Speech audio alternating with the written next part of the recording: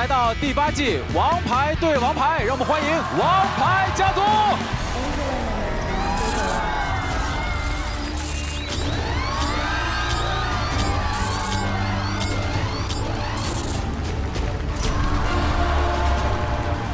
这1年多不见，没几个会正常走道的了。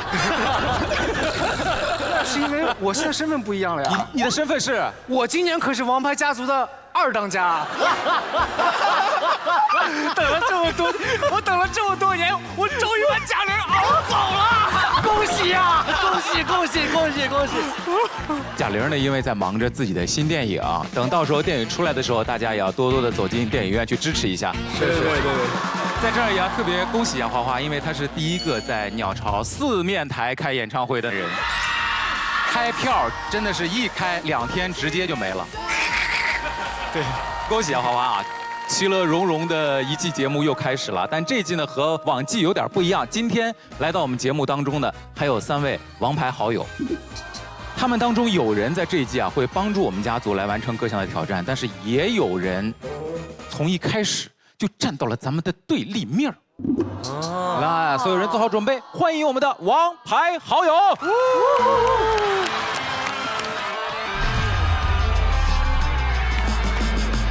欢迎沙溢、唐嫣、杨迪。哇！欢迎3位王牌好友。大家好，我是穿着粉红色套装的女生。粉红女生。大家好，我是穿着灰色套装的灰色男孩。你没觉得我们俩有什么相似之处吗？是褶子还是说我跟我师哥不约而同的都蓄了胡须可能也是在暗暗的提醒大家，我们曾经是草，提醒校草。站在我们对立面的就是这位郭老师吧？什么郭老师？我是一个天才儿童。我头顶这个锅是接收宇宙信号的。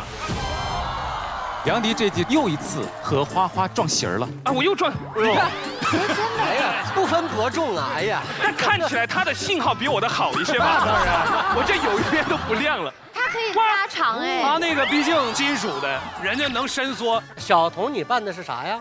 我扮的是机器人，机械姬 AI。我觉得小童太像机器人本人了。没错。这个身材多1两则多，少1两则少。谢谢2位哥哥。那你俩是多了几两呢？按照人类的标准，半斤和8两吧，半斤。这一季咱们人变多了，有没有什么新的口号研发出来的？不然就现编啊，延续上一期的。得有新的。王牌战队啥也不会。是这词儿吗？是这词儿吗？真是啥也不会。来听一下本季的新口号是：王牌战队啥也不会。介绍一下今天大致的一个情况，因为大家都是科幻迷嘛，所以今天我们都是为了一部科幻电影来的。面试演员，希望大家可以被选中。电影的名字叫做《火星》，火星。同时，我们还请来了帮帮团成员，每个人有一个帮手，欢迎帮帮团。优萃有机奶粉，中国妈妈王牌之选。接下来是更好吸收的优萃有机奶粉王牌时刻。哎呀！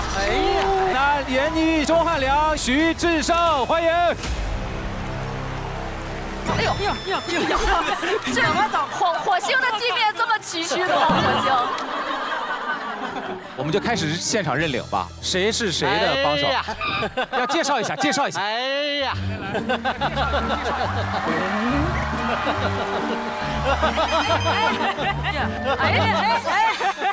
怎么跟我这滑过去了呢？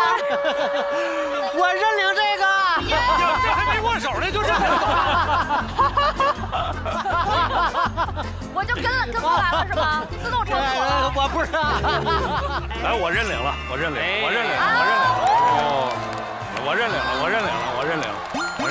唐嫣姐上啊！那。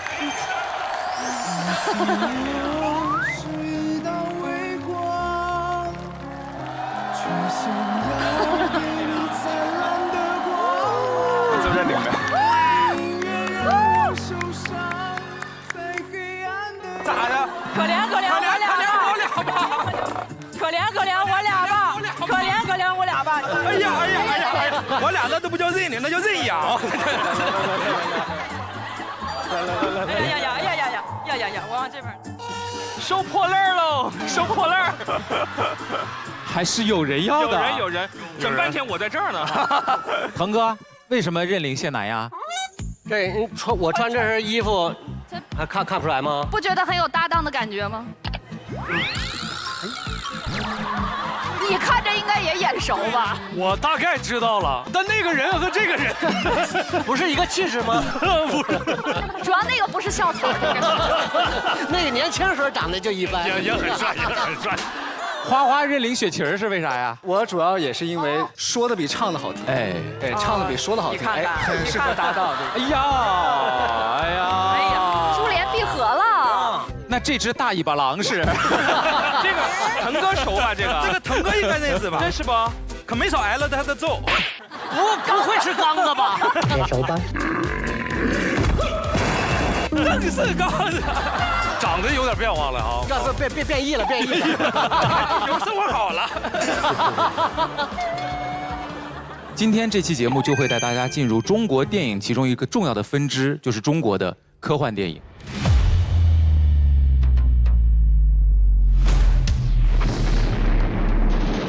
中国科幻电影在近几十年来经历了不同的发展阶段，从萌芽期到沉寂低调，再到高速发展的阶段。随着科技的不断发展和市场环境的不断成熟，科幻电影在中国电影市场逐渐成为重要的类型之一，在世界科幻电影之林当中也有着它独特的气质。把脚给我挪开！今天，王牌家族和到场嘉宾作为科幻迷，将通过科幻电影选角的方式，体验中国科幻电影制作的精细环节，带大家深入了解中国科幻电影工业里的中国制造，同时致敬中国的科幻电影。为大家介绍今天选角的主考官——王牌计算机 S。大家好，我是 Ace， 欢迎各位来到剧组面试现场。今天我给大家准备了3轮考验，每一轮都会有专业的电影幕后工作人员来考察你们的实力。同时，我知道你们对这个电影的结局有不同的想法，有人喜欢圆满的结局，而有人喜欢悲剧的结局，希望炸弹引爆。所以我决定给你们一个改变结局的机会。具体如何做，我们稍后公布。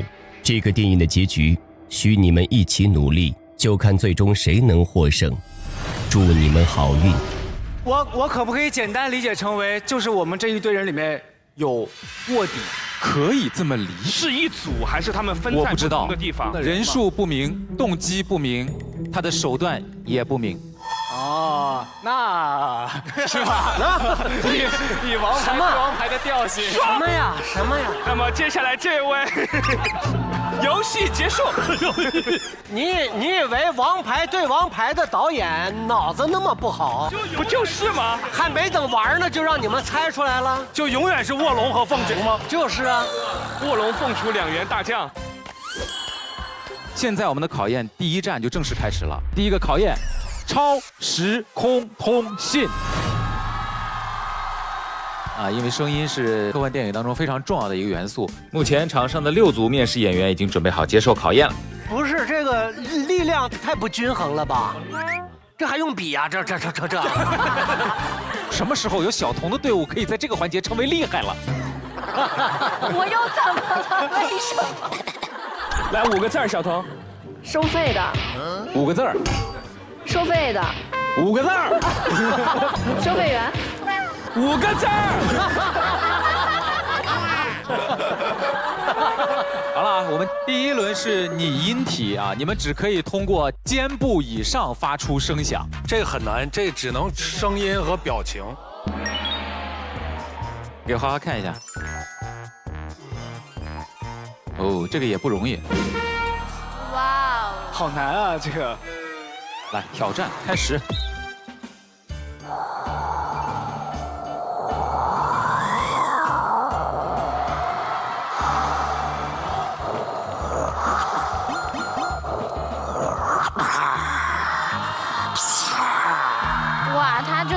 好厉害！厉害厉害。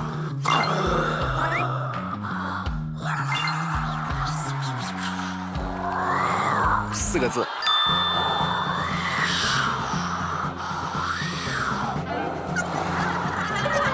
我只能说，这个也不考虑他的同伴有没有这个能力。几个字4个字。 ？4个字儿。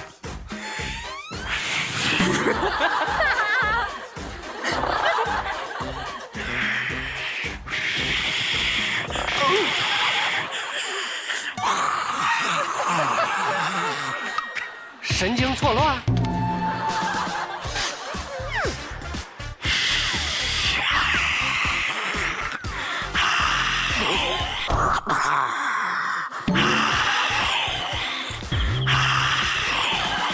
冰天雪地。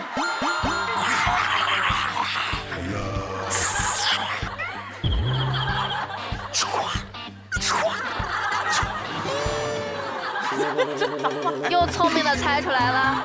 首先教你个实底儿，我没猜出来，我只能原封不动的给你 copy 过来。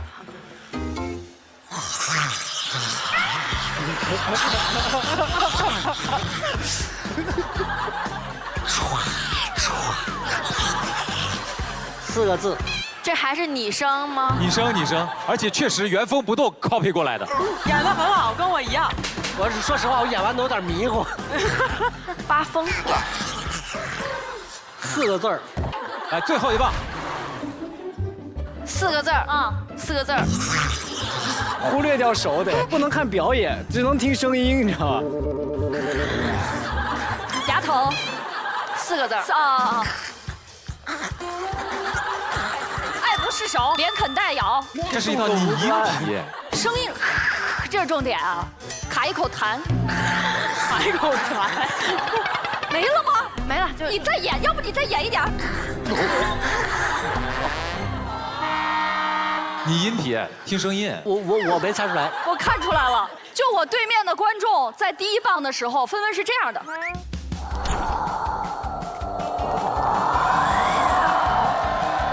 到了第3棒的时候，一个女孩真的，我真的已经知道我吧那个时候。花花再给演一遍可以吧？我这个手是为了捂住那个麦。哦。对，它是原本是这样。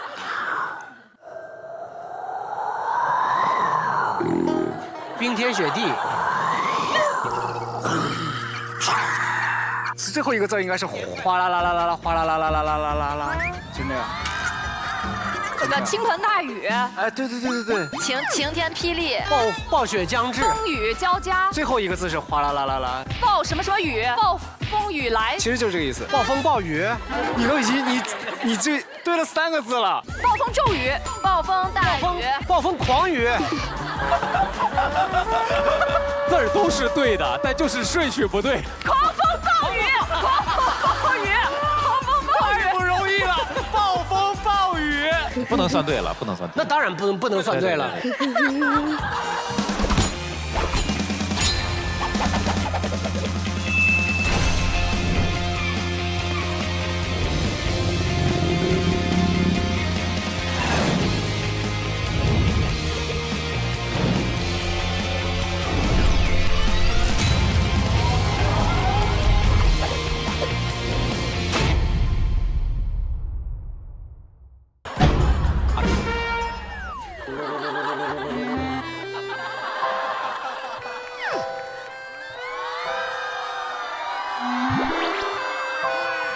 来，请狒狒拿上这轮的题目。这么难？哇，这个简单吧？一脚天上一脚地上，这也太好演了吧！这个要是没有手不好演啊。只能出声儿，怎么演呀？啊，对，来，挑战开始。 2个字。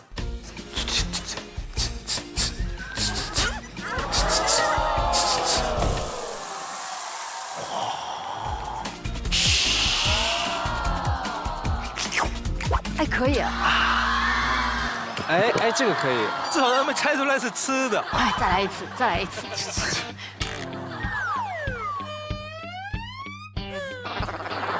这是什么呀？在干啥？这是翻面的，翻面。演了个茧蛹。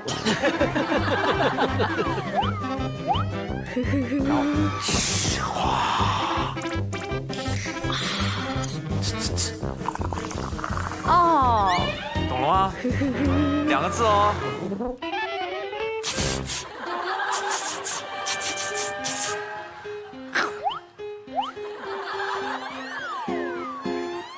唐唐为什么演完之后娇媚了很多？他就位子。几个字儿？2个字。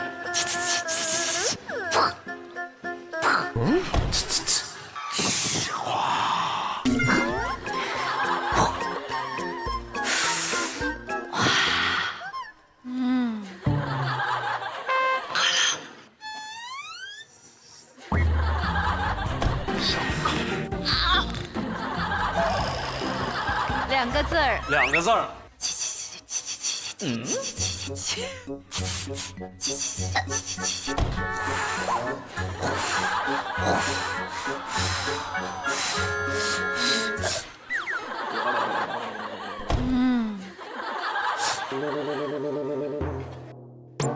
没了。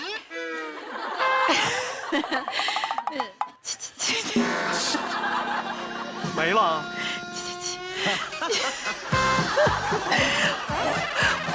不是，这有声没声啊？这啥玩意儿？有东西吗？快没了，都已经到这儿，就俩字儿啊啊！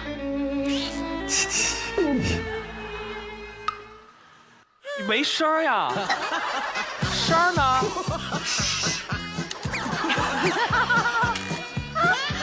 这是吹还是不吹啊？你这反正似吹似不吹的，好像是有，也好像没有，没了，没了。谁演的？2个字，编都编不出来。这个你呼后面还有个什么，我给忘了。我想不起来了，脑子不。你先判断大概，猜一个。知了啊。接近了，接近了，这还，哦，蛐蛐儿。我放个水，往前再挪一半，看一下闫妮儿姐的真实表演。这还有这个哈，有帮助吗？没啥帮助。我再放点水，再往前一棒，第2棒。4啊，怎么就变7了呢？咋在撕东西呢？他这个吃东西这个太重要了。什么东西烤熟了，撕下来吃？牛排？不是，牛肉，肉干儿。你再往前倒一点，牛排前面一点点。吃面。再往后一点。牛肉面。你就说刚刚牛肉往前倒0.5，倒0.5。到0.5，我这个倍速还要求上。2个字。烧鸡。已经有0.5了。哎，这谁跟你说这就有0.5了？烧烤。不能算对了。接下来题型也要变了啊，题型会变成台词题，传递15个字以上获胜。记忆力的，靠记忆力。这是一个双人题，感觉是个对手戏，应该是吧？你们好好演啊，闫妮儿姐，尤其闫妮儿姐。这回我争取好好记。记住我。你放心吧，关键这把我脑子吵晕了。快个啥？这太吵了。嗯，总有理由。请播放视频。咋了？我王的法州大军已经杀到露台了，咱们已经大势已去。啥？大王，奸臣哪有缺我嘞？大王，臣妾深得大王恩宠，无以为报，愿用500年法力送您离开。咦，小大姐儿，你可搂着啥嘞？赶快了吧！大王，多保重。来生再见。走。咦，这弄啥嘞？怎么还是这儿了？哪的语言？是河南话吗？这个小大姐儿，小大姐儿，来挑战，开始。大王，咋了？吴王的法州大军已经杀到露台了，咱们现在大势已去。啥？大王，你词儿，大王。哦，健身哪有缺我嘞？有缺我了。大王。臣妾深得大王恩宠，微微宝愿用500年法力送你离开。小大鸡儿，你还啰嗦啥呢？赶快的吧！大王多保重，来生再见。哎呀，这弄啥嘞？啊，大王，不好啦！啥？吴王的桃花已经到什么台？桃花已经在门口了。什么台了？大势已去。大王不好了，吴王的讨伐已经在门口了，大势已去。臣妾深得您的恩宠，无以为报，愿意以500年的法力。愿意以500年的法力换什么？愿用500年法力送你离开。500年的法力去换成下辈子再见。啥？瓜哥，纣王也是有词儿的。多背打几词儿。快别笑，我们下辈子再见。不是前面呢？无以为报，再往前倒一点，往前倒。大王大事不好了，吴王讨伐已经到门口了，是吧？下辈子再见。大王你没词儿啊，大王的词儿呢？哎，你有词吗？健身，你又缺我了。小大鸡儿，这弄啥了？我怎么定就觉得你没词？大王，大事不好了！开始了？啥？开始了？吴王的讨伐已经到了门口了，我们大势已去呀，大王。啥？大王，臣妾深得您的恩宠，愿意用我这500年的法力换下辈子再见。你逃命！啥？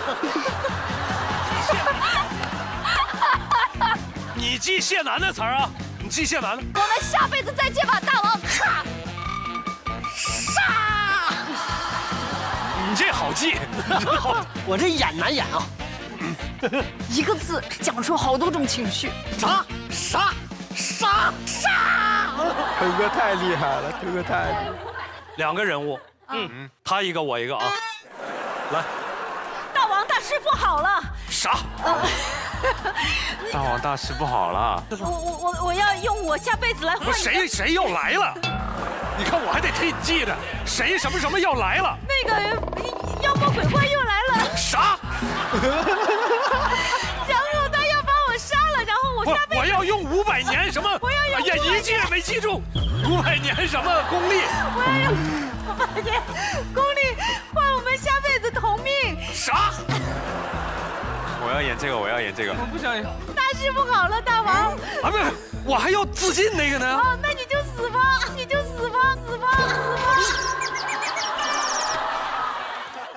你有词儿吗？我就是傻。我就是傻。大家都急的傻。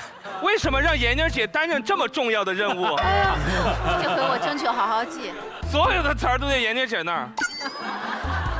你们俩先配合演一遍，来，记台词，表演开始。焦急。大王大事不好了。啥？妖魔鬼怪要来了。啥？我愿意用我500年的功力换你，跟你一起同归于尽。啥？你快去死吧！你快去死吧，大王！啥？我来替你死。好像是这词儿吧？大概差不多，顺序无所谓了。最后对的字数是16个字，也还行，还可以。这么好厉害呀！行了，妮儿姐别背了，一事儿过去了。别背了，现在背。还有最后一轮终极题，第5棒，4个人最后一格，直接是抢答的，谁看出来答案直接可以说。这后面人也太挤了吧，这么多人处在这一个。肢体表演。看到了。哦，这个其实挺难的。传递开始。 4个字，第一个字，睡，困，躺，不是跟第几个字有关系。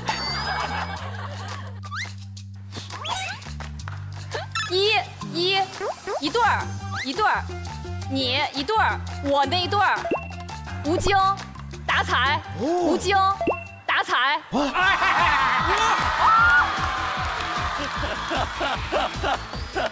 我可以传了是吧？哎呦，代表比得很好的意思。四个字。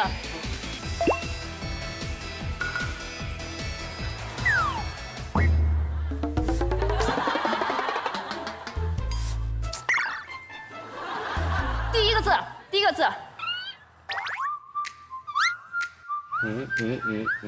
第二个字。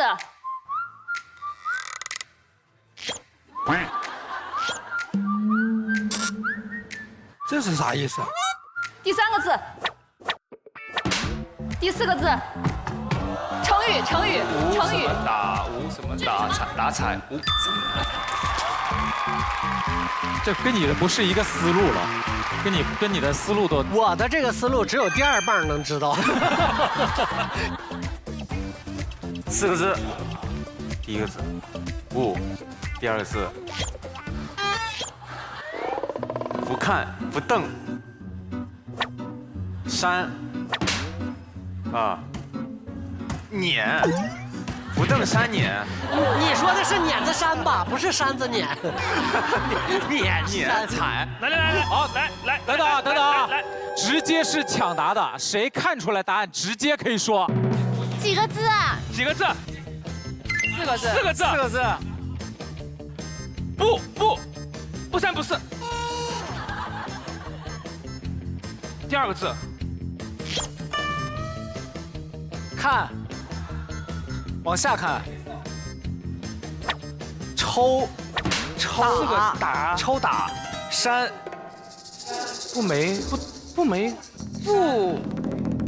不理。雪琴能猜的。第4个字，看第4个字。踩。不理不睬不打，无精打采，无精打采。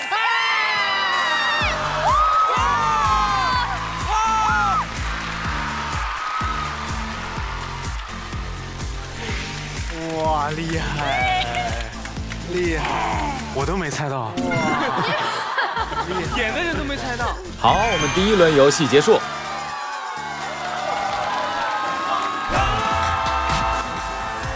刚才我们玩拟音传声筒呢，是因为声音在电影里有着至关重要的作用。现在让我们来感受一下在科幻影片里声音的力量。在了，这是在了。哇！正在攻击等离子罩，地表防御舱已被突破。哇！电力系统已损坏，外星生命即将到达。哎呀！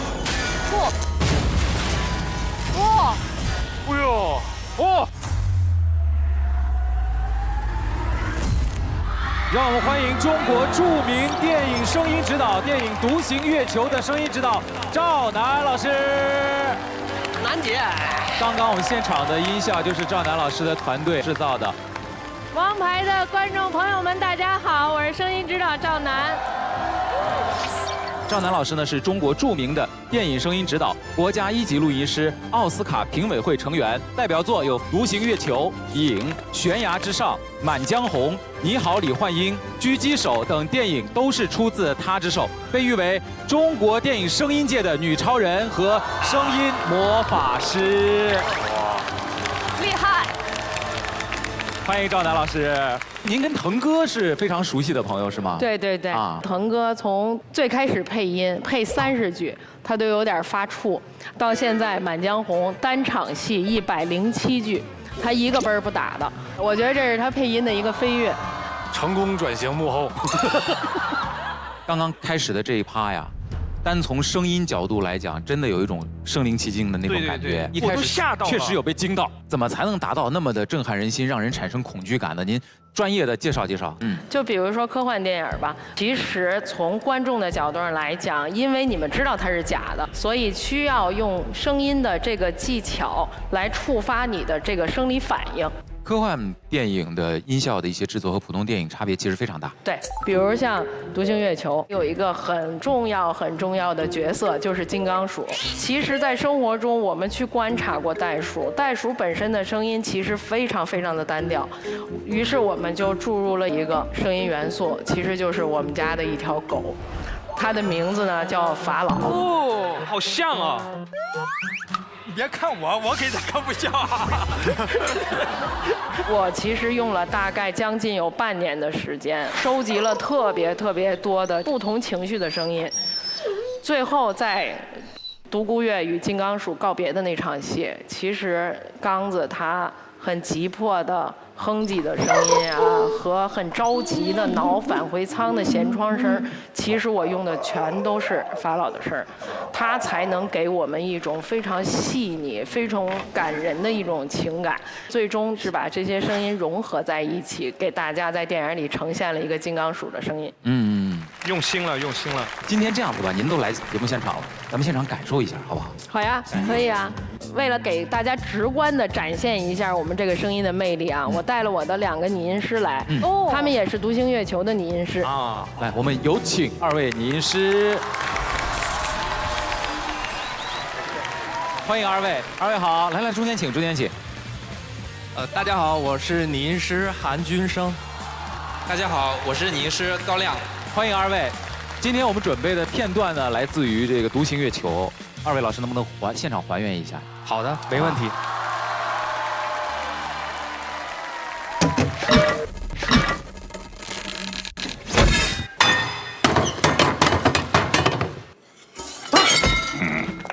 这个拐杖你收好，老的时候啊。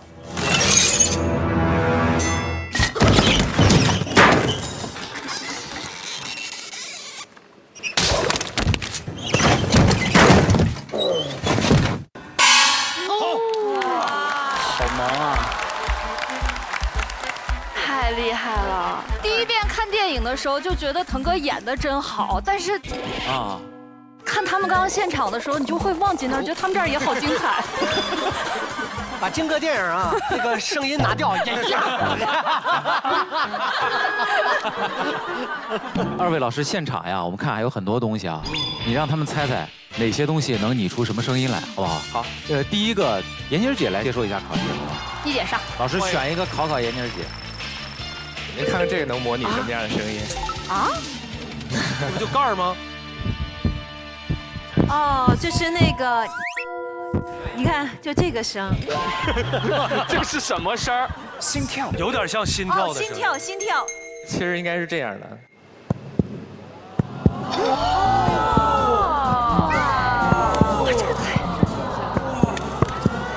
我觉得你这个发现的这个过程其实更了不起。对。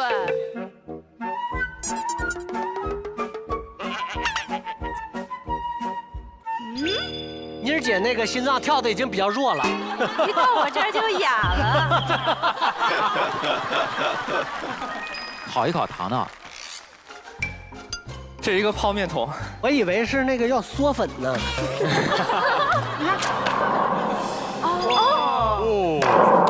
哇，闪电吗？打雷，有点像闪电打雷的声音。你一下就猜对了。哦，要这么很奇妙的声音啊。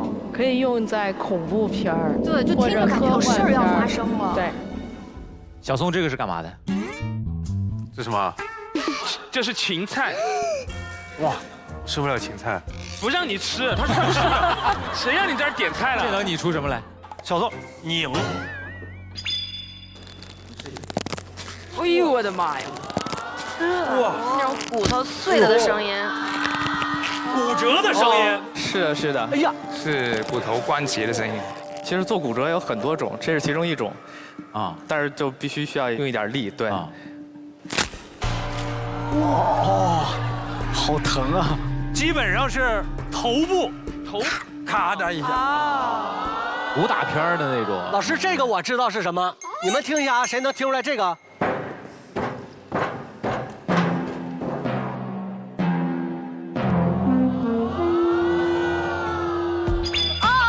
电影开场那个电影片头。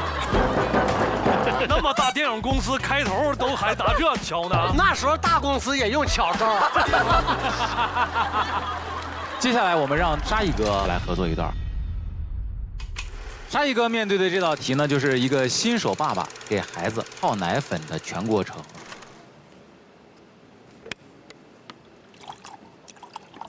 哦，直接看着动作马上模仿。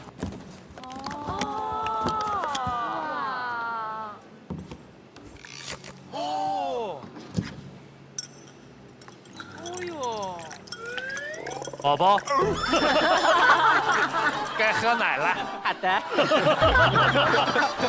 我感觉啊，能听到那个奶粉特别细腻的声音。好的奶粉如果在水里融化的话，它的速度会很快。比如说呢，咱们这款君乐宝优萃有机奶粉就是。对，因为这款奶粉啊是小分子蛋白配方，更好吸收，呵护宝宝这个娇嫩的肠道。而且君乐宝优萃有机奶粉自有牧场，还可扫码追溯产品生产信息，更好的保留生牛乳自然的口味和丰富的营养。有机奶源，干净安全。哎呀，听沙哥这么一说，我马上就被种草了。更好吸收的优萃有机奶粉，让小宝宝先吃上有机食品，中国妈妈王牌之选。我们要感谢赵楠老师、高亮老师和韩军生老师。我们有请小宋为大家带来才艺头发乱了。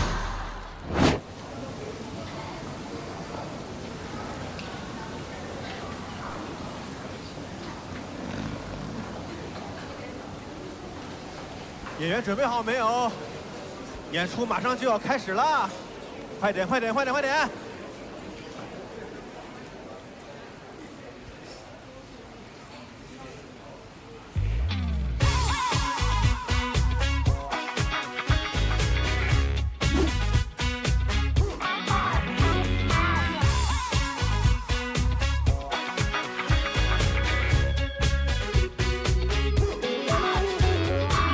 怎麼你今晚聲線尖，髮型又亂了，彷彿劇烈運動員灑了一看表，心裏知不了。這晚你去過哪裏吧？與那個他靜靜彈着教條。你壞了，摔大個夜了，讓你手發亂了。今日實叫背着我不敢輕佻換夠了，請揭曉你做錯事了，讓你手發亂了，讓你亂了，太過分了，失身反轉醉了。Now everybody party！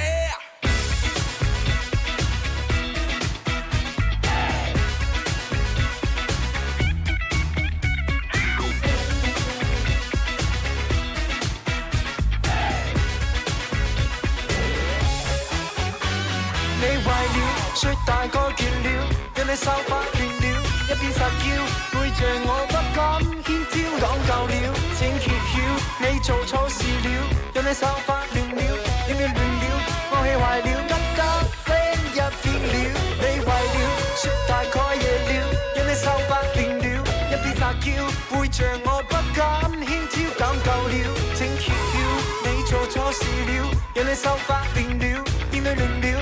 太過分了，心扭都靠錯了。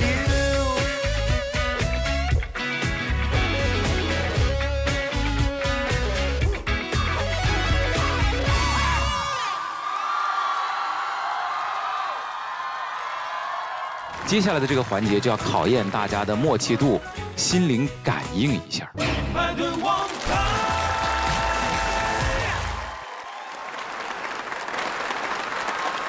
到了考验大家默契度的时候了啊！第一轮叫做3字问答，我会给出一个题目，然后你们就一人一字接力来给出一个3字成立的答案就可以了。哦，答案得说得通，说不通的话就得淋水啊。好，小童之事儿。哎，打个样，打个样。请问，太空里面有什么？3、2、太空海。啥呀？一人一个字儿。你们在玩什么？你们在玩什么？这么多水吗？天哪！我的天哪！长见识，长见识。啊，啥意思呀？咱们比如说一个海王星就是海王星。来，我问你一个，说出荒岛求生必要带的一个东西。你俩在这个领域已经浇水了。花花雪姐啊，请问荒岛求生一定要带的一样东西是？开始。呀，中了还啊！剪刀。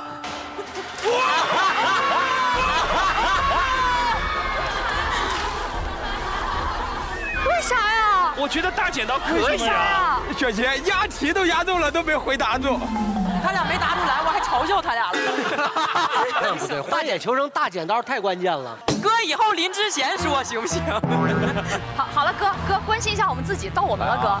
请推荐一道家乡菜，开始。臭豆腐，还可以。哎，谢楠老师，您家乡是哪儿的呀？四海为家，怎么的？四海为家。我家乡是安徽的，安徽真的有臭豆腐。我家乡也有臭豆腐啊。怎么这齐齐哈尔有臭豆腐啊？咋没有呢？有啊。还是说我们那个是鲜豆腐放时间长了？还有一个闫妮儿姐，闫妮儿姐在家里经常会做什么事儿呢？开始。迷灯糊。迷灯糊是什么东西啊？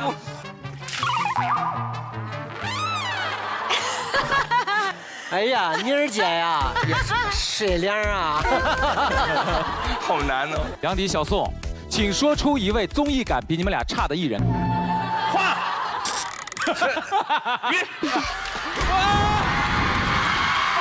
抱歉，我觉得这个问题你说的一点都没错。这个我认了，毕竟这不是我的老本行。大气。唐嫣，说出一个时尚感不如你的艺人。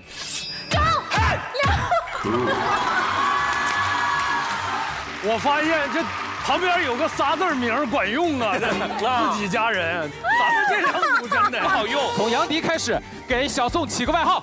小罗啊不，小萝卜，小萝卜，是不是小萝卜啊？小萝卜啊，小萝卜，对啊。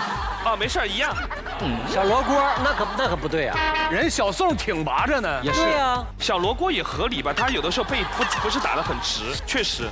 小罗锅为了不浇水，硬认下这个是吧？认下了。闫妮儿姐啊，请问你觉得如果治事儿不说脱口秀，他能去干啥？开始。卖煎饼。可以，合理。没错，这一点我就谢谢你了。瓜哥，请问你想看到糖糖和谁有对手戏？梁等会儿，从现在开始不许再说队友的名字。这么说吧，早就应该这样了。我们这都太吃亏了。请问糖糖，如果你一个人被丢在了月球上，你最想说的话是？我爱你。等到最后一眼，最后一天，我爱你。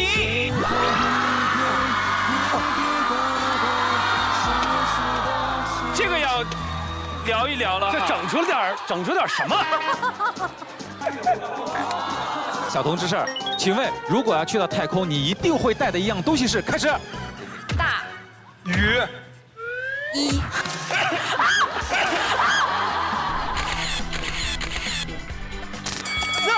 对，因为太空呀有流星雨，那玩意儿你不带雨衣可不行。他们是新型材料做的雨衣呢。这个教的太没有道理。你觉得是白教了？对呀，教错了。楠楠刚才说了，人家那雨衣是专门挡流星雨的。对呀。未来的超级材料，我们的想法科幻一点好不好？对呀。把水给人吸回去，交了就交了吧。啊，小童那么多年了，交了就交了吧。腾哥当上军艺校草的理由，腾哥。大。帅哥。请问沙溢哥成为军艺校草的理由，腾哥。脸。很大。这就是综艺感吗？请问你最想拉黑的人，沙溢哥。大。神疼。哇！大沈腾不行。大沈腾谁呀？大沈腾。对，这确实是我的微信名字。啥时候改的呀？大不是万能的啊。他们抄作业呢。对。腾哥，请你为花花的下一首新歌起一个名字，开始。大。雨。中，大雨中，大雨中，可以用来形容我们现在的这个感觉。此时此刻的处境。好名字，好名字！我现在深有体会大雨中的感觉，马上就能写。花花，腾哥的下一部电影应该叫什么？开始。大雪中，又有劲儿又励志。我只能说，你们哥俩体格子是真好，一个大雨中，一个大雪中，就是不走。你俩出一个东西叫雨雪交加。小童，你觉得最适合求婚的场景是？大雨中。我们基本上手里有俩标准答案。这一轮目前积分最高的蛙哥和糖糖，目前这一轮分最低的是我沙哥和闫妮儿姐。你说这迷灯乎能高吗？接下来我们要开始下一题啊，下一题是一个容脸猜人，我们就是会把2个人的照片融合在一张脸上。这个你的强项了，我来。然后你们要说出分开之后他是哪2个人。智胜小头，请出题。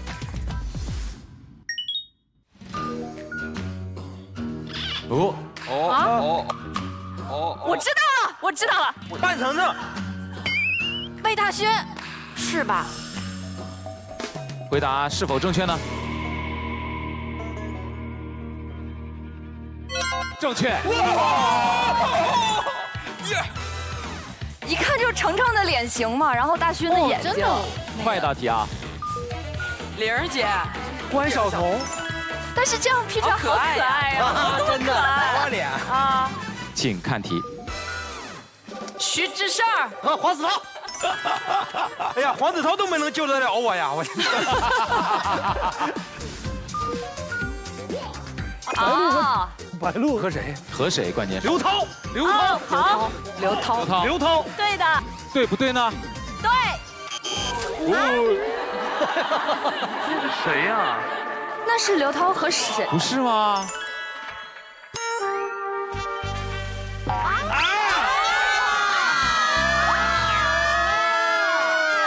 离少了，离少了。刘涛，对，刘涛，再来一桶，一整桶。淋水是小事啊！天哪，连嫂子都没认出来，这眼睛里是真没的，是不是离少了？你这一晚上光操心别人家的事儿，还在嘟囔呢，像刘涛啊！下一个都想哭，现在。这个太容易了。吴京和沈腾。黄鹤棣啊，和罗云熙。对。哇！接下来我会给出一个范围，你们每组在一个节奏当中共同来说出答案。比如说动物，你们就会说动物动物猫。哦。水果水果。西瓜。西瓜。从智胜小东开始啊，来，请说出一个显眼包，开始。显眼包，显眼包，范丞丞，范丞丞。我说的前几天不是上热搜了吗？有几个显眼包，什么魏大勋、白敬亭、范丞丞，不是仨显眼包吗？然后还说不让说队友的名儿了。哎呦嘿，忘这个规则了。哎呦，那再加一桶吗？不用了，不用了。花花雪琴，请说出一种调料，开始。调料酱油了。你会说什么？盐、番茄。调料是番茄酱吗？哇塞，你太冷门了吧爷！我救命呀！人和谢楠，请说出一颗行星。行星，拍手，拍手，拍手！别的东西。来呀！行星，行星，木星。哎呀，你看看。答对了。行星，行星，木星。哎呀，你看看。哎呀，哎呀。那么异口同声，为啥木星？就是默契嘛，默契。这个太厉害了，是吧？请说出一个方位，开始。方位，东。哇！糖糖蛙哥，请说出一部电影。电影，流浪地球。蛙哥，你的嘴巴，流浪地球。电影，流浪地球。至少拐了3个弯儿。地球。我先留的啊，我先留他才留的。没有，我们是同时的，好不好？动手，自爆了，自爆了！内部出现了内讧。哇，舒服了。关键蛙哥特别实在，我先搂的，他再搂啊。都干了，好想教他们呀，他们好欠打呀，好干呀！小宋、杨迪，请说出一位男歌手，开始。男歌手，张杰，我们好干呀！哇，怎么这么多？哇，怎么这么多？量真大！哇，这一桶的量是前面10道题的量。腾哥组，请说出一个1到10中间的数字，开始。数字8。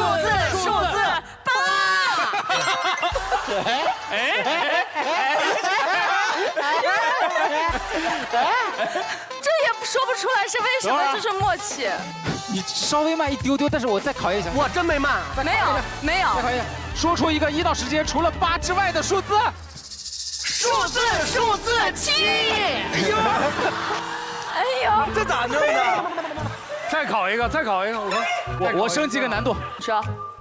说出一个星期几，开始。星期几？星期3。哎，还是一样的。哎，难不住啊！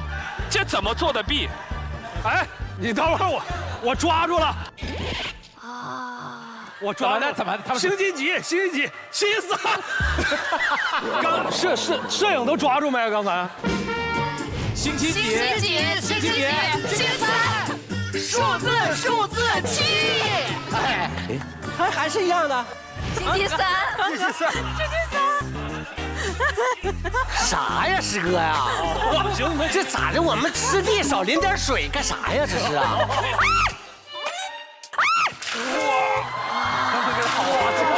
大哥，哎，就这个量。大哥，哎，就这个量。哇，这个量好。擦。我能把鞋脱一下吗？可以。受上水是吗？上水。能不能换个不是数字？ OK， 我来换。如果真的证明有默契啊，我换个不是数字的，省得咱主要是为了省得人家说咱用手。我背手玩，来。背手玩怎么记着？我打。酸甜苦辣选一种。酸甜苦辣，辣。怎么着？太厉害了！再考你们一个，请问腾哥此时此刻的心情，开始。心情棒。好奇怪，我总觉得他们有点什么套路在里头。我们有啥套路？我又抓不到任何把柄，是为什么？奇了怪了，这边看不到吗？这边看不到吗？再考你们一个，说出一种家用电器，开始。家用电器，洗衣机。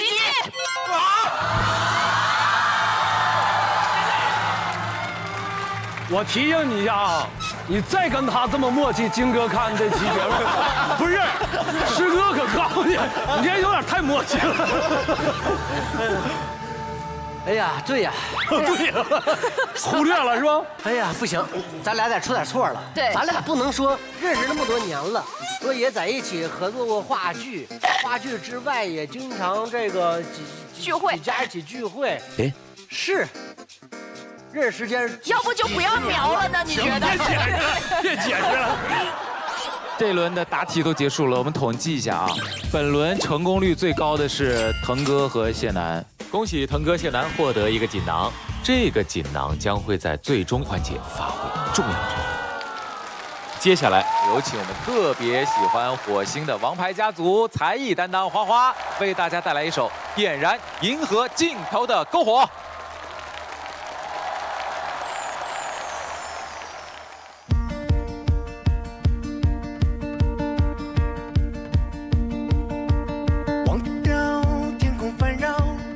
起来吧，奔向星河的绮丽。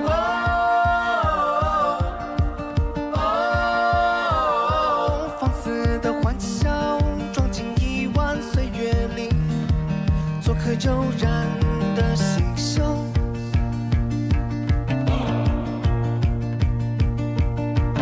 荒郊之中舞蹈，星辰野草造出无边的天地。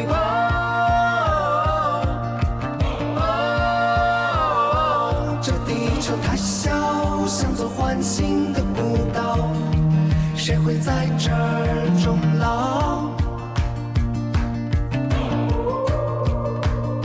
当人类悬浮到不朽，谁越追随彗星漂流，来篝火在银河尽头，点燃宇宙。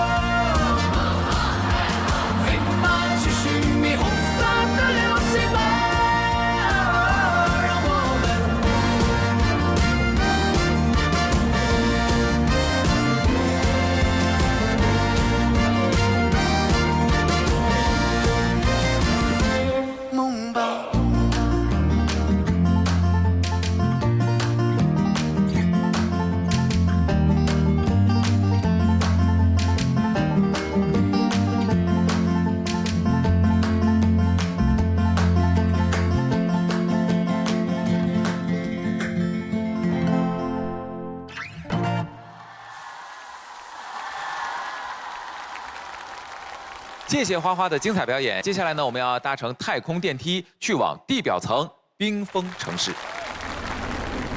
电梯即将到达地表，地表暴风雪预警，地表温度-80度，请各位坐好。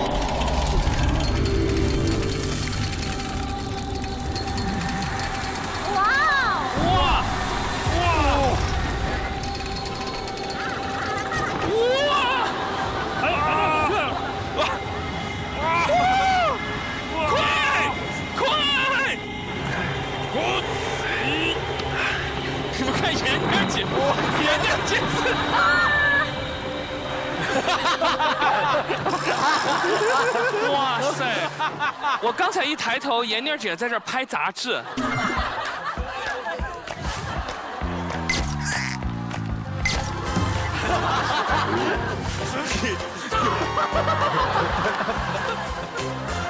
灾难是科幻片里的重要元素。刚刚我们经历了地表最强力的暴风雪，那所以本关的考核官就是这场暴风雪的制造者，同时他也是科幻片中的灾难制造者。中国妈妈王牌之选，接下来是更好吸收的优萃有机奶粉王牌时刻，掌声欢迎物理特效师聂春华老师。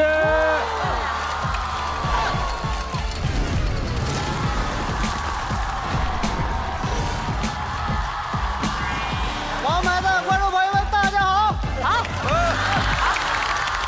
聂老师是资深的影视物理特效指导，你比如说电影里面经常看到的一些爆破呀、冰雪呀、刮风下雨啊、结冰啊，然后那种很厚的灰尘啊，这些物理特效呢，聂老师都是可以做出来。哇！而且今天聂老师还带来了礼物。哎呦啊！什么礼物？他在电影当中用到的新型的可以直接食用的雪。可以食用的。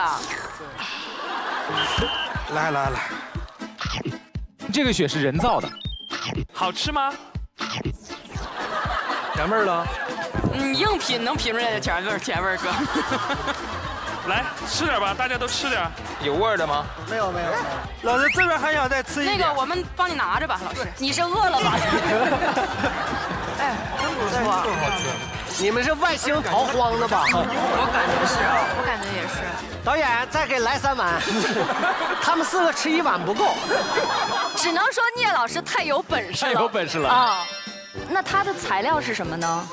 这个是玉米淀粉。哦，那这不会行业机密就从此透露了吗？不会啊，这个都可以做呀。我觉得是一个推广一个好的产品的一个途径嘛。太好。对，太好。对。因为之前我们国内呢并没有制作方面的经验，当时就是也不知道应该用什么来做，很幸运呢，我们接触到了就是说英国的一家公司，他们的产品呢是完全符合我们的要求，但是呢，如果跟咱们国内的相比的话，它的价格应该是贵了5到6倍。研究这个东西的时候，我们就是主打的就是想做一个可食用。到最后呢，是用玉米淀粉。对，玉米淀粉，然后它做出来的这种效果、这种质感是最符合我们的就是要求的。接下来我们就要和聂老师一起更进一步的来感受他的工作。我们会请聂老师在现场帮我们制造出一个漫天的雪景，然后我们会在雪景当中根据不同的情境来进行演绎。哎，太浪漫了，好吧？哇！辛苦一下聂老师，您去帮我们营造一下雪景啊！好，谢谢。第一组要表演的呢是小童、智胜、小宋和雪琴。哇哦！想看。在10年之前，小童和智胜是一对热恋的情侣，他们在雪中分别。我只能说，10年前小童你确实年轻。我只能说那会儿智胜家庭确实殷实啊。10年之后还是这对情侣，但是呢，是由小宋和雪琴扮演的，他们在雪中又重逢相遇了。怎么着？10年后？哎呀，你俩！哎呀，这是38岁的我呀！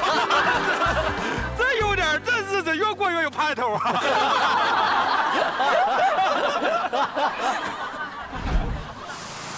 这是聂老师做的雪，哇，这么浪漫！哇！哦。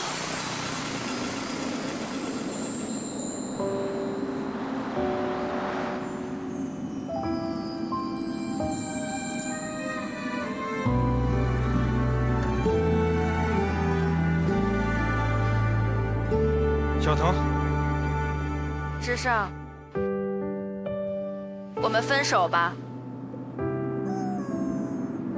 小童，我是真的想和你结婚呀。可是你爱我吗？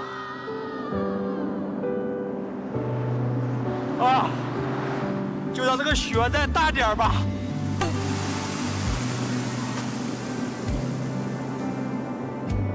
那我问你，你去火星执行什么任务？我去火星看华晨宇演唱会呀。行，那我就祝你去火星一路顺利，去成功看到他的演唱会，抢到票，记得买票的渠道要合法。好，那咱们10年之后再见。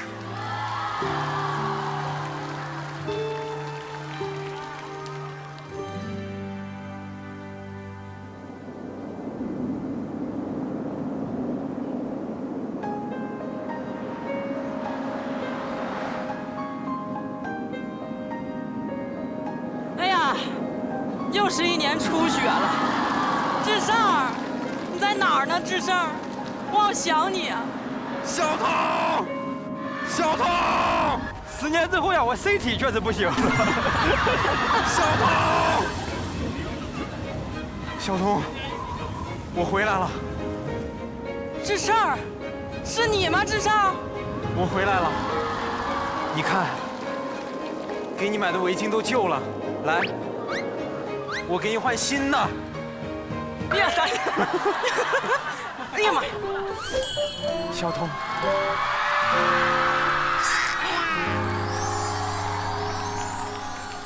我的妈呀，他俩比咱俩甜。智胜啊，你这执行的任务不白执行啊，效果挺好啊。是吧？啊，我这10年没有啥变化哈。这么久不见。和印象里不太一样，也是，智胜，我问你，你知道你和熊大的区别是什么吗？不知道。熊大住在树洞里，而你住在我心里，而你住在我心里。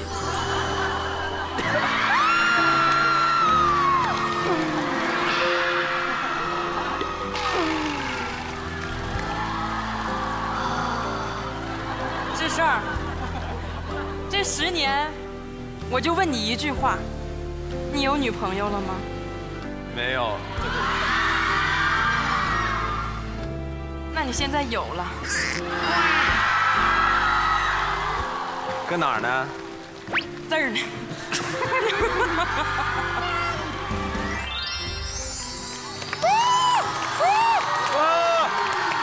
哇！挺累，你怎么像跑完马拉松一样呀？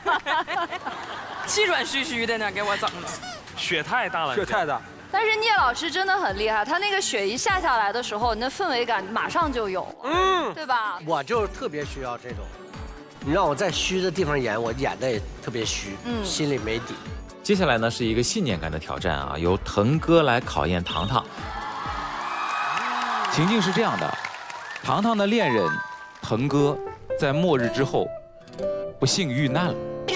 什么？那他怎么回来的呢？但是，这不科幻吗？对。已经化身为能量体的腾哥，在糖糖看不到的平行时空里，依然在守护着他。要演能量体。对，只是这一切糖糖都是看不见、听不到的。腾哥只能通过其他方式让糖糖开心且感知到你似乎还在。腾哥呢会用即兴的表演来干扰糖糖，需要不受影响完成挑战才算成功。啊，那你不用理我，我愿意干啥？对呀，对，啊，太好了。来，二位请。哟，糖糖，我是背身啊，不要站在我的剑下。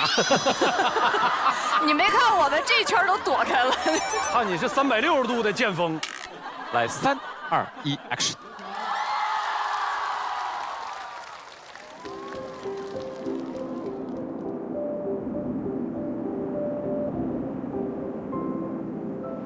雪，我想要看雪。我从来没有见过大雪纷飞的样子。我想要看漫天飘雪的样子。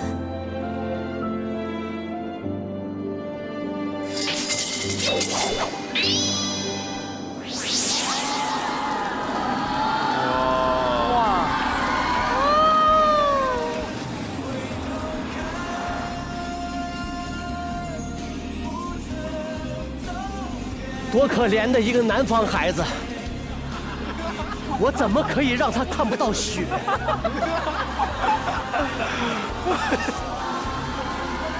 这漫天的大雪，把大地都变成了白色。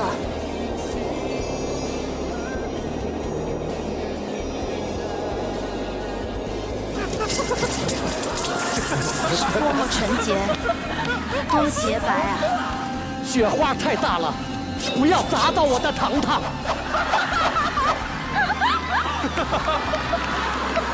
是你吗？是你在为我下雪吗？如果是你的话，就让雪下得更大一些吧。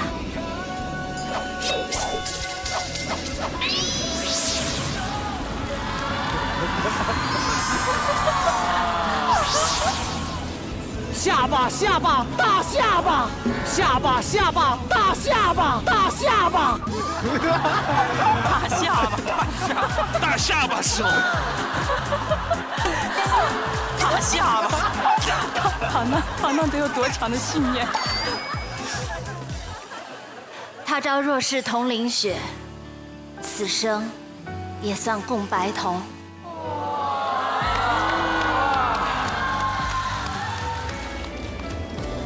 糖糖，我一直都在你的身边，你能感受到我吗？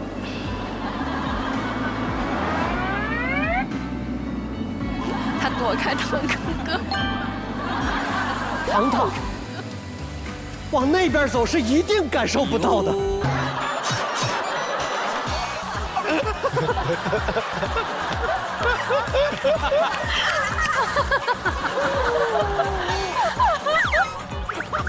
糖糖，感受到我了吧？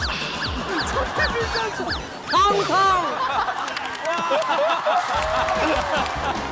什么叫下巴下巴大下巴？那我怎么说？糖糖，你信念感太强了。就他刚刚说大下巴，我真的是忍不住了。我刚才没有暗指谁啊。但却刺痛了很多人。接下来这场沙哥和我们闫妮姐，好不好？他们呢是在雪中诀别。诀别。我给你们规定一个情境，就是末日倒计时还有3天，人类为了可以留下我们的生命体，转移一部分人去火星，而沙溢哥呢也参与了这次宜居的选拔，后续的剧情你们自己考虑。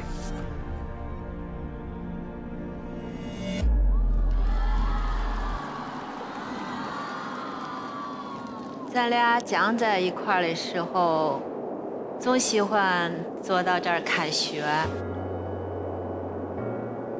第一次见，恁都不敢看，一晃儿这么多年都过去了。是啊，你说咱孩儿都这么大了。妮儿，俺被选上了，宜居证也拿到了。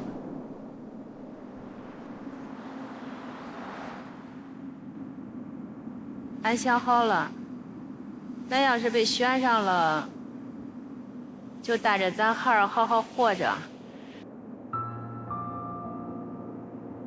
恁就不要再考虑我的这个证了。你照顾好咱孩儿和你自个儿，别担心俺哦。妮儿，遇到恁是俺最幸福的事儿。别怕，别怕，俺会一直都在的。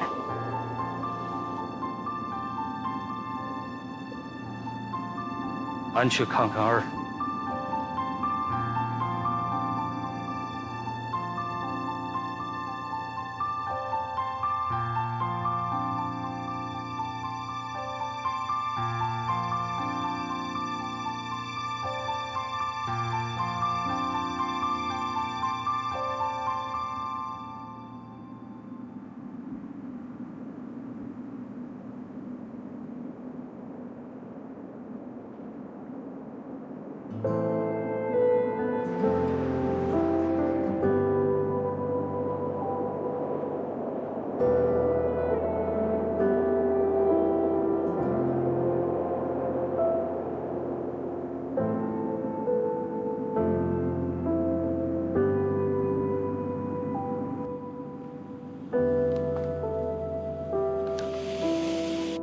妮儿，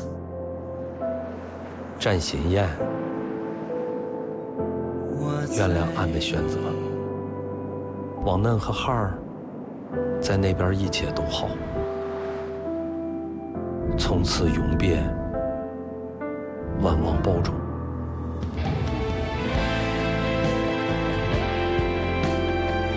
纸短情长，不尽意义。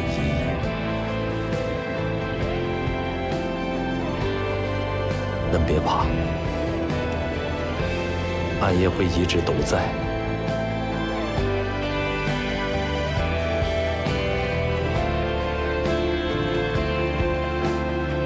深爱恁的意。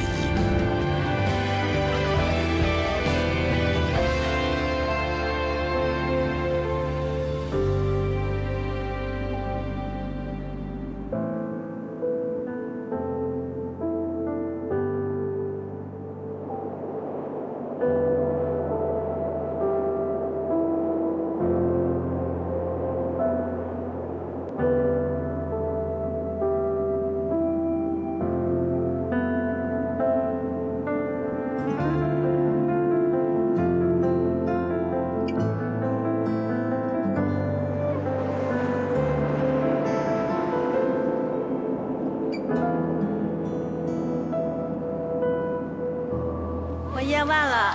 哇！真哭啊！真哭了，是不是？戏搭子行不行？戏搭子。哎呀妈呀！搭子不行啊。你说的我太想笑了。我现学的呀。而且那封信念的，打师弟心坎里去了。要唱上了，要唱啊！完了之后看妮姐那背影，我都没看着脸，我都不知道她演啥，光背影感动的一塌糊涂。真好，真好，真好，学也好，你们也好。我觉得大家挑战都是很成功的，而且和聂老师的配合也都非常默契啊！谢谢聂老师，您这血下得爆。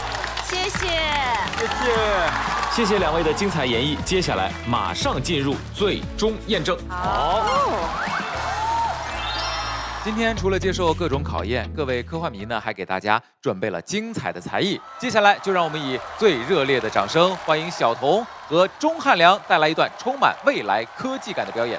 回到未来，优萃有机奶粉，中国妈妈王牌之选，欢迎进入更好吸收的优萃有机奶粉王牌时刻。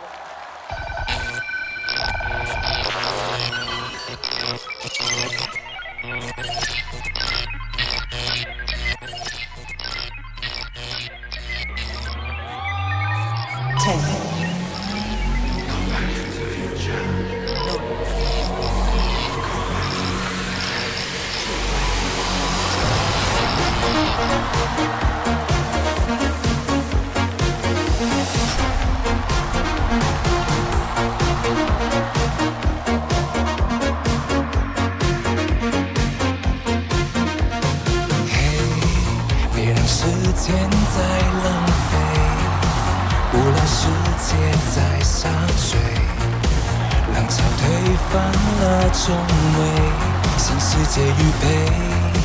Go back to San Francisco, 1985。拉住我的手，锐舞的皇后，自由的街头，不该被左右。A real Chinese dream, the Chinese world of dreams。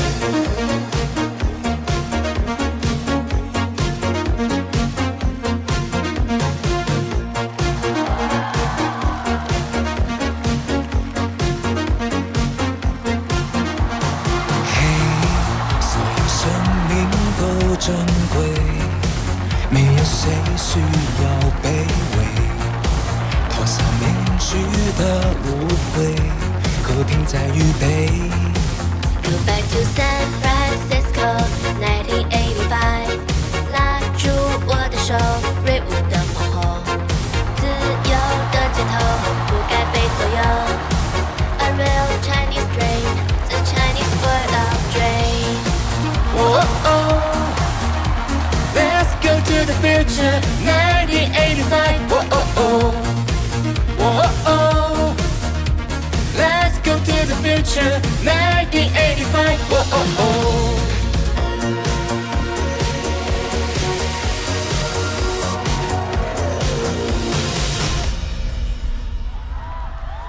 谢谢小童和钟汉良的精彩演出。接下来马上进入最终环节。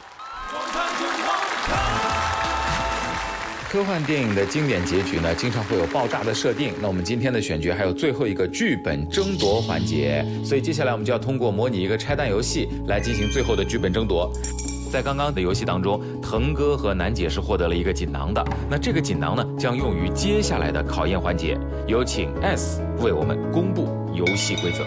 剧本争夺环节已开启，每组将分到5根引线，其中有5根安全引线。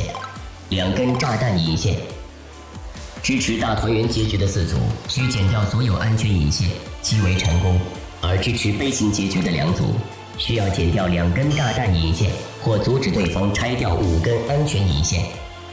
你们的身份信息就在我准备的信封中。接下来，你们需要随时保持人类的理智，来判断其他人的身份。祝你们好运！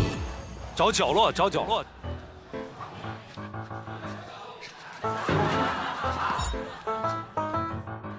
你们的小角落也太安全了吧？就在这里啊！啊，最危险的地方就最安全。最安全。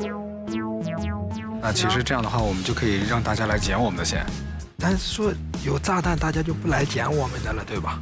对，也有这个。对吧？咱们得分析谁是坏的，坏的那个咱就不去捡。哦，明白明白。我们现在是要让他们说出他们手上有没有安全线。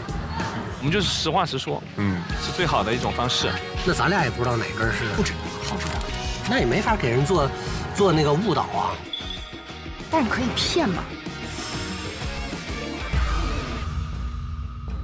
接下来从小宋和杨迪开始，每组依次发言。好，但是可以有混淆信息在里头的。哦。好，我们这组让最老实的小宋来说，我们是什么样的一派？小宋是展现人品的时候啊。那我来说吧。我们是支持圆满结局的那一派好人。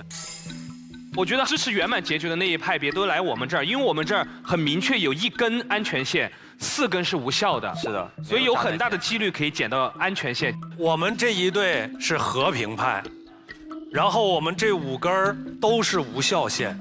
哦，可你说5根都是无效线的时候，宁姐在旁边摇了摇头，都是无效线。你没认真看吧？我啥都没听懂。你的任务是什么，妍妮姐？我的任务我就是少说话，我不知道是咋回事。我的任务是不要被人看透。我们俩也是那个好人，好人，不想破坏你。你这个时候就不要结巴了。完了，我们这3根无效线和2根细一点的无效线。我们是4根无效，然后还有1根炸弹线。哦，炸弹出来了。对，我们5根都是无效的线，对不对？嗯。哦，我们是有4根无效线，一根是安全线。所以有3根安全线丢了，还有1根炸弹线没了。光靠语言的确实很难判断，还是要看剪。那就剪吧。剪吧。腾哥获得了第1轮的特权，你可以拥有剪2次的机会。哦，只可以剪别人的，不可以剪自己。哦，我是觉得大家可以来剪我的线和迪哥那一组线，我们2边的可以剪。然后小童既然已经说了他有炸弹线，那我们其实就可以不用剪他的线了。剪这儿就对了，有1根安全线，好人就该来这儿剪。那我要剪到炸弹，他俩就是坏。对对，那肯定是坏的。对，来，杨迪真的。嘿，等一下，没劲儿啊，大哥，这多长时间前功不干了？好，拔出来。滴溜出来。哎呦！直接就安全线，安全线，耶！他俩是好人，他俩好人。我们今天是和平派，后面还有一点，我们这儿自己就有1根安全，我们是让别人来捡我们。你也应该很失望吧？捡到了安全线。我一点不失望。你应该没想到真捡中了吧？我是好人。你捡完没有马上笑出来？刚刚还可以再剪1根。OK， 那边起码咱们已知信息，那边是有1根安全线的，那肯定选他们呀，对吧？好吧，任意选1根。这根行，剪了啊。慢慢把悬念给我瞪出来。什么颜色？什么颜色？什么颜色？黑的。黑色，无效线，无效线。哎呀，这样你看，就也没证明他俩是啥人。他5选1，他也不好选啊。沙哥和妍妮姐，捡那儿呀，那儿还有1根安全线。我觉得我还是捡你们吧。我们安全。我觉得还是捡你们吧。捡我们最安全，沙哥。选1根儿。剪了。剪了。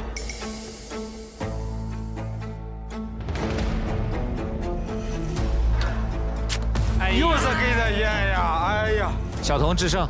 我们，因为我的安全线没出来，你们应该剪到我安全线出来为止。但是没法相信你。如果我说谎了，那我就肯定能剪出炸弹线吧，对不对？所以应该来剪我的线。但你那儿有炸弹呀，有可能有啊。那我就垂死了，我就是。那炸弹的那个人不就炸弹线了呀？对，他们就赢了50%了。但问题是现在是没有给信息的人是一定是有问题的。我们选择我们左边，因为他们说5根无效线，所以我们觉得有炸。肯定是有，觉得有炸，证明他们的身份，一旦剪出功能线，当场逮住。对，真的没事，随便剪。随便剪。真的无所谓。真的无所谓。行，就他了。剪了，剪了，剪了。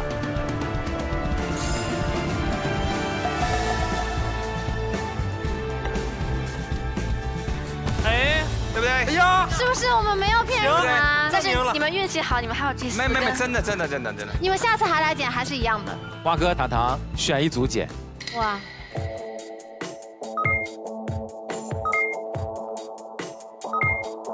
按照目前有的信息来说，是最危险的，其实是所有说没有线的人。你们3组是最危险的，所以应该来验我，因为我的安全线没出来。你们应该剪到我安全线出来为止。蛙哥，我这里，你放心，随便剪。你那无效的剪来干嘛？对啊。所以我这里肯定是不会碰到炸弹的呀。对，我想我们剪他们的。我相信你。对。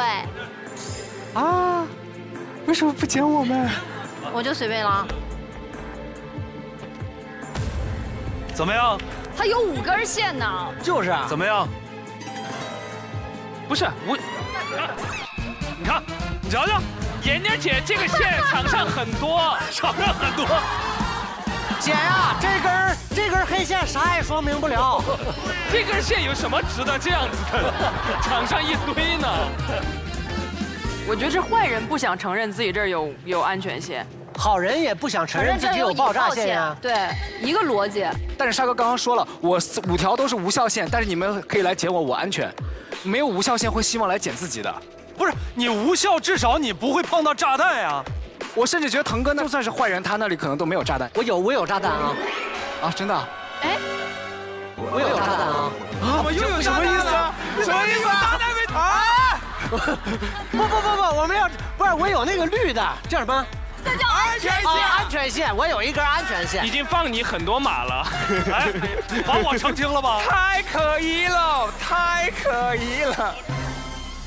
腾哥，你说点实话，你有几根有效线？妹妹，你要问我，我就说实话。难道我说实话不？说实话，我有1根炸弹线，1根安全线，3根正常线。这个是第3个版本，它头2个版本都不是这样。我们也都是5根无效线。我有1根安全线，我有1根安全线，1根爆炸线，3根正常线。我乱了。我们是好人，人是坏人啊，因为你们说谎了呀。说谎不止我们一组。快剪吧！我唯一的。说话，你冷静。我要简单讲安全线，他们就说谎了。他俩是反派。你看。哎呀！黑线，安全。你没剪到，我来。要点。不想听了。真的剪。绿色线。绿的。什么点儿？点儿真背，高兴了吧？我高兴，我有什么高兴的？我要是高兴，你应该剪红的我才高兴。哎，剪红的你才高兴，你剪绿的。不是，我就说，如果我是坏人的话，对，这个很失望，是不是？我好人啊！不要围攻沈叔叔。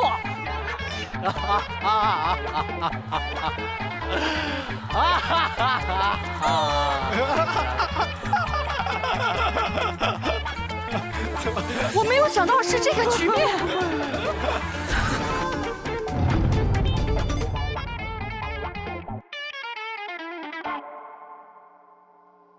经过第1轮的考验，有1根安全引线已经被剪掉，现在所有引线已被打乱并重新分配，考验继续。现在来到的是第2轮的验证环节，杨迪、小宋，请开始发言。好，我好了，别演了。我们这儿别来剪了，4根无效的引线，剪了都没用。好，这一轮呢，我们俩有1个炸弹线，然后有3个无效线。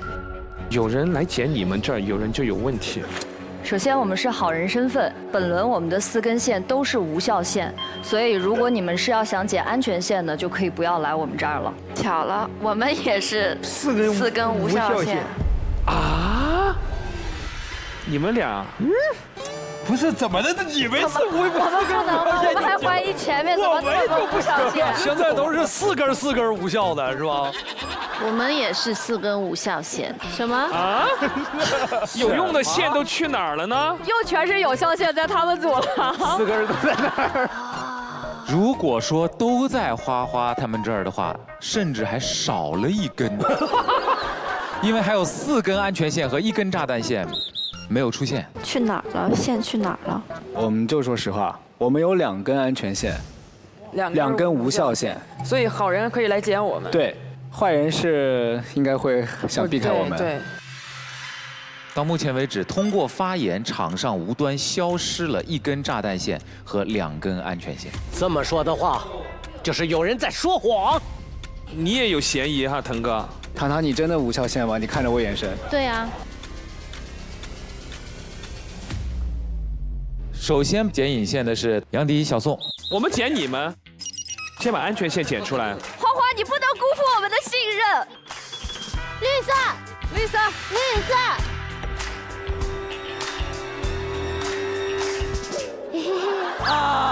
黑的，哇，没辙，浪费一次，浪费一次。沙哥和闫妮儿姐，我觉得这样吧，你们就专门剪我的线吧。可以啊，没问题啊。我要这根绿线出来了，我就铁好人。那我现在所有的发言，你们就应该听我的。等一等，等一等。啊，我听闫妮儿的，闫妮儿说等等。剪我呀！我有点怀疑小童的感觉，我有点怀疑他。哎呀，反正我们这是4根无效线。4根无效线，我不想浪费好人的机会。我不相信他4根无效。我觉得小童有可能是有安全线。妮儿姐直接下剪子，剪小童。可以可以。哎，剪出来如果是黑线，我们是不是证明我们清白了，腾哥？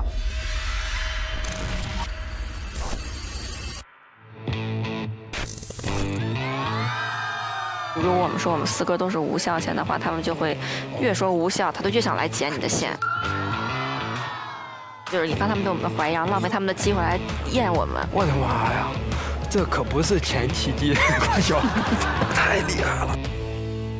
剪小童，可以可以。我看他长得就像坏人。哎呀，这可不行，眼睛从来都不好好的讲，认真看人。我这可都是无效线。我们这可都推的无效。可都无效线，哎呀，就随便剪一个吧。把绿的薅出来，把绿的薅出来。哎呀，无效线。青天大老爷呀！我们说的是实话，4根无效的线。这也不见得是实话，这也不见得是实话。咱就使劲让他们怀疑。可以，真是可以。腾哥和谢楠组，我们肯定是剪花花呗，必须剪。对啊，现在是这个逻辑，谁要不跟着我们去剪，谁就是坏人。我们相信李雪琴他们这组是好人。既然选择了，我们就相信里边有我们希望能赶快剪到安全线，所以就先剪他们。上来就剪，哪根？楠楠你选。来，就这根好不好？走。绿色，绿色，绿色，绿色，绿色。绿色，耶！可以，信你们，信你们，信你们了，信我们不？可以。啊，我们是好的。那其实这样的话，我们就可以让大家来剪我们的线，就看有谁不愿意剪我们的线。对。那这个人就有点问题。可以啊。信我们不？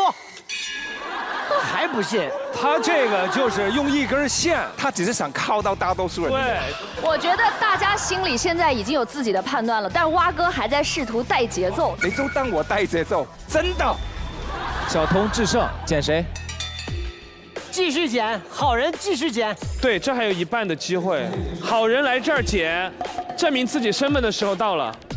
继续剪，好人继续剪，证明自己身份的时候到了。剪。那肯定剪花花呀！花花。绿色。绿色。啊！我的天哪！这什么运气啊！这都唯一胜根，太点儿背了。对啊。什么运气？对，什么好运？花哥、糖糖。哎，剪之前我再说一句啊，好人不要剪我们的，你们细品一下。他一定是坏的，他一定是坏的，真的。等一下，我觉得现在全场最好身份的人是我和杨迪那一组，因为杨迪那一组还有我们中了一个绿色线，因为我们已经证明了我们好人身份，所以你们要剪的话，应该把你们的机会留到剪我们的线。没错，对，这是好人逻辑。怎么还能来我这儿冒这个险呢？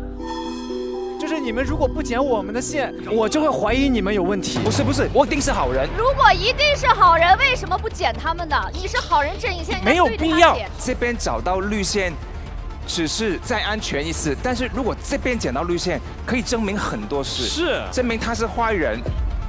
同时，我们也可以多一个绿色安全线。我的原话是：好人千万别来剪我们。不管理由是什么，他都不希望我们剪他的线。你懂我的意思吗？我懂，他就不想让你去剪，一定要剪他。他们一直在再三的重申我是好人，然后就不让我们剪他们。就是说现在有绿线找不着呢，肯定是在坏人那儿。我们可以验证一下嘛。前一根要是绿的，就啪啪打脸。遵从自己内心，相信自己，加油！一旦剪出绿色，身份马上变坏。剪了。剪。拿出来看一下。这么红色，天哪！哇！暴露了吧！暴露了吧！哇！我为什么不剪第4条？哎呀，哦，好可怕呀！好可怕呀！第一根爆炸引线出现了啊！那这不就可以证明他们是好人了？今天你们是和平派，然后我们家的引线是炸弹引线1根，无效3根。那我们就说4根没用的。你觉得你现在讲的话，他们信吗？你讲，这回你讲，4个没用的，对好人来讲是有利的。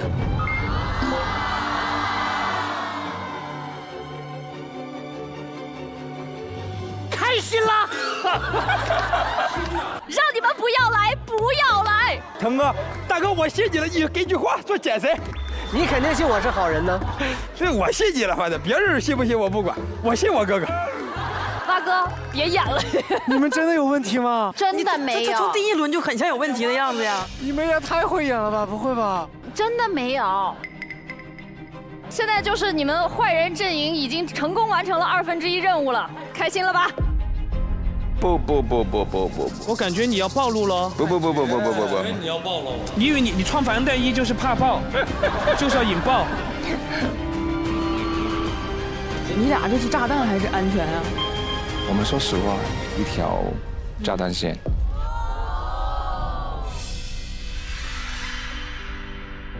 我们不能让他们剪我们，因为我们是好人，所以剪了我们很可能会触发炸弹线。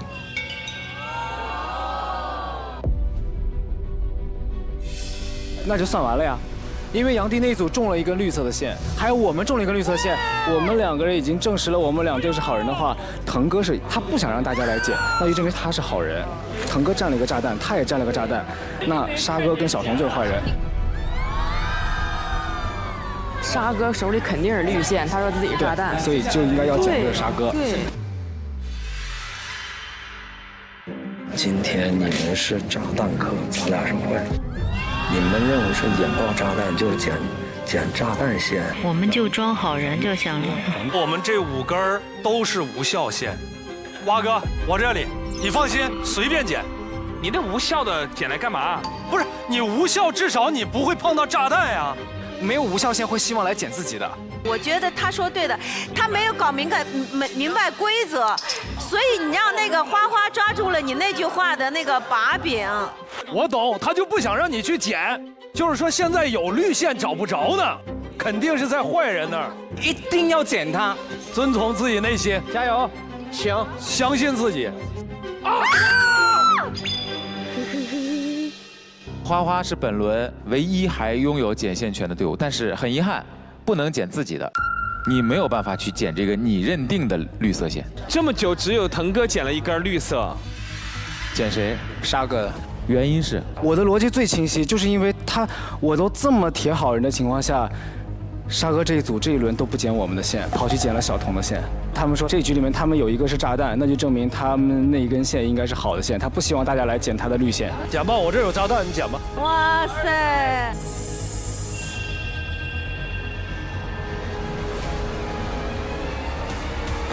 啊，3个无效嘛，对吗？无效线。还好你捡着个无效。最后一轮验证的时间到了。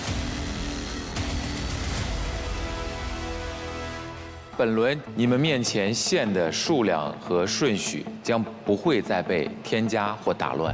哦，所以这次可以确定它的一个数量，可以进一步方便你们缩小范围。杨迪、小宋选择谁的线？因为我觉得还有一个安全线在这儿，还有一个安全线在那儿，他们都撒谎说他们都是无效的，真想高光一把，咔就把那个安全线剪出来。剪，咱没这命。不是，你是没那脑子。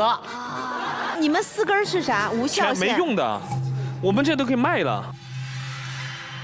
有一个炸弹，好人呢？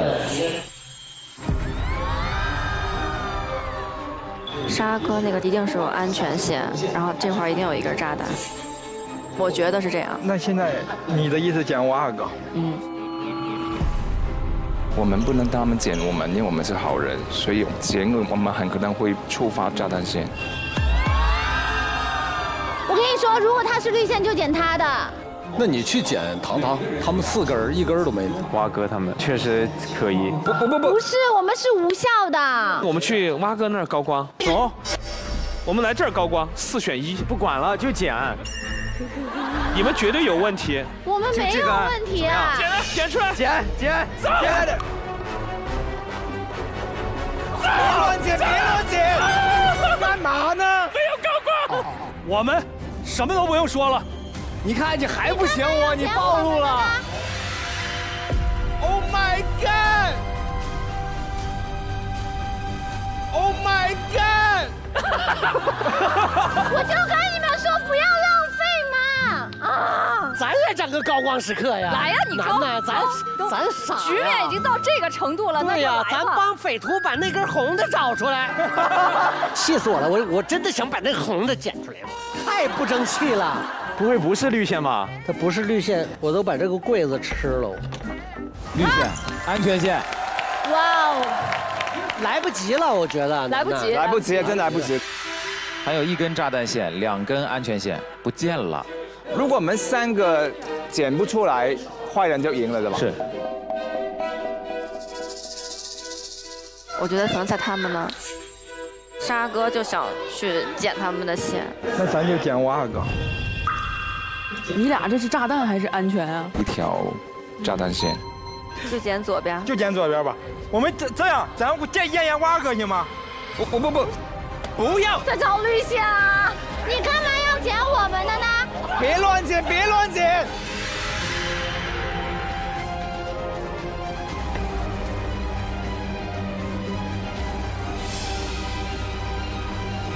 哎呀！无效线。哎呀！黑线。那根没捡到。现在只有一种可能获胜，你们剪掉1根绿线，花花再剪掉1根绿线，唯一的获胜方式，唯一的获胜方式。现在只有一种可能获胜，你们剪掉1根绿线，花花再剪掉1根绿线。就是沙哥跟小童，就他们2家。现在要不然就是沙哥有2条绿线，要不就是小童有，要不就是沙哥1条绿线，小童有1条绿线。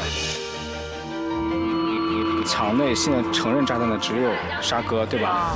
这一轮呢，我们俩有1个炸弹线。但是沙哥是，如果他真的是炸弹，说实话的话，他上一轮又不捡我们，那就证明他们有问题。那他们在说谎，他炸弹不在，那就证明他们那一根线应该是好的线，他不希望大家来捡他的绿线。那就沙哥那边有绿线，因为他不让我们捡，他说他有红线。捡吧，我这有炸弹，你捡吧。捡沙哥的。哦，捡完红线就结束了。只有一种可能获胜，你们剪掉1根绿线，花花再剪掉1根绿线，唯一的获胜方式，唯一的获胜方式。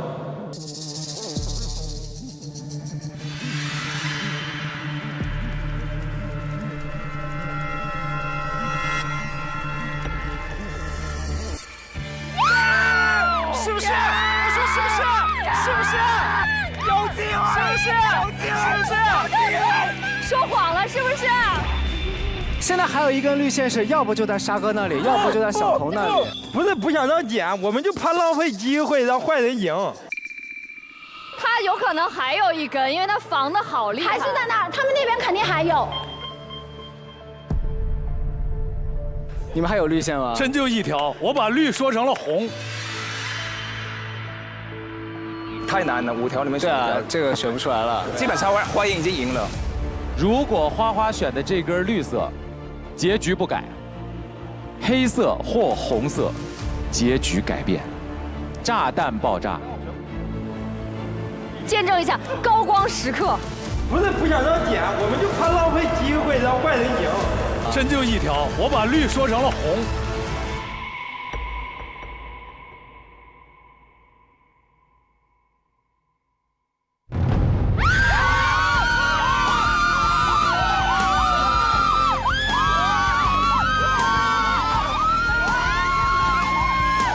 居然捡中了！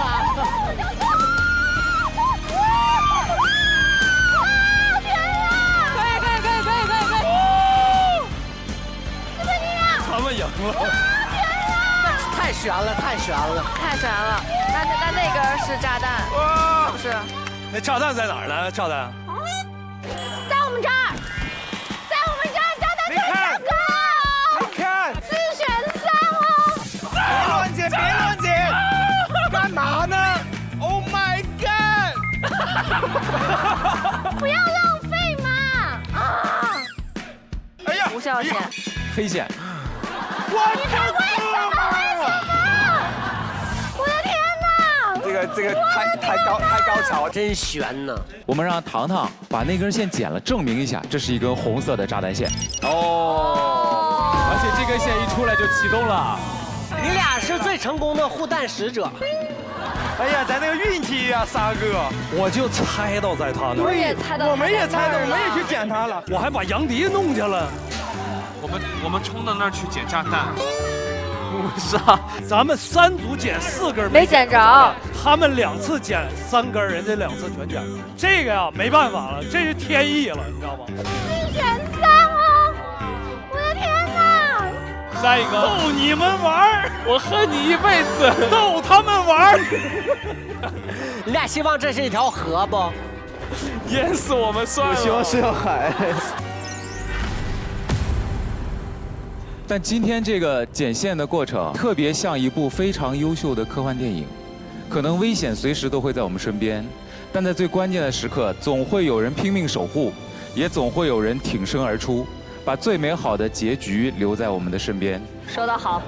中国第一部具有科幻元素的无声片是1928年的《庄子梦蝶》。现在影像已经不可考了，但是证明中国人从那一刻开始已经对于科幻电影有了追求。我们现在正在通过自己的技术不断的努力迎头赶上，并且在中国的科幻电影里，我们能够看到的是我们的文化自信，我们的科幻电影有自己独特的精神内核。我也希望在座的每一位在未来也会把自己的精力放到科幻电影当中去，无论是扮演，亦或是创作主题曲等等，为观众朋友们呈现更多更精彩的中国的科幻电影。今天整期节目结束了，我觉得不分输赢，因为这一出大戏是我们共同呈现的。这样，我们每个人在今天节目播出之后，在微博上描绘一下20年后你和你生活的这个地球该是一个怎样美好的场景，好不好？好，谢谢大家。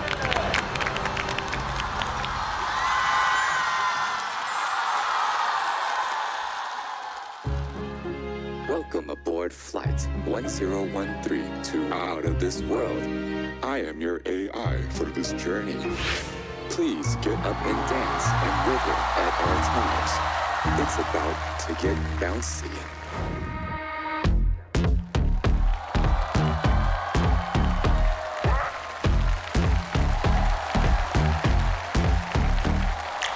Run 海水沸腾了，闷了、捂了、堵了、翻了，沸点涨落了，月球爆炸了。撑着顶着拖着，世界末日了，人类倒数着，在苦中走了，笑着骂着忍着，我是爱你的，就算天塌了